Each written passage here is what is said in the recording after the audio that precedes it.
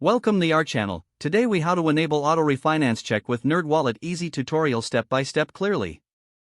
To enable auto refinance check with NerdWallet, begin by visiting the NerdWallet website. If you don't have an account, click on the sign up button to create one. Fill in your personal information, including your name, email address, and a secure password.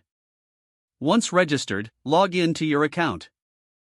Navigate to the refinance section on the main menu. Here, you will find various refinancing options tailored to your needs.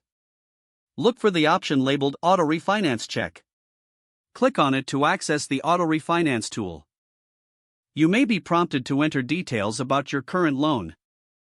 Provide the necessary information, such as your current interest rate, loan amount, and remaining balance. After submitting your loan details, NerdWallet will analyze your information. You will receive personalized refinancing offers based on your circumstances. Review the offers carefully, including interest rates and terms. Choose an offer that suits your financial situation. Follow the on-screen instructions to proceed with the refinancing process. If needed, reach out to NerdWallet's customer support for assistance. Once you complete these steps, you will have successfully enabled the auto refinance check. If the page does not load, refresh the browser or try again in a private or incognito window. Make sure you are using the correct email address, then retype it carefully to avoid small typos. If your password is not accepted, use the reset option and create a new strong password you can remember.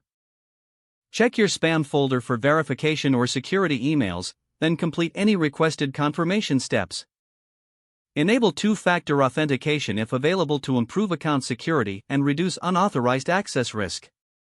After signing in, review your profile details so your contact information and settings are accurate and current. If you see an error message, note it down and try again after restarting your device and internet connection. Log out when you finish, especially on shared devices, to keep your account and payment information secure. If the page does not load, refresh the browser or try again in a private or incognito window. Make sure you are using the correct email address, then retype it carefully to avoid small typos. If your password is not accepted, use the reset option and create a new strong password you can remember.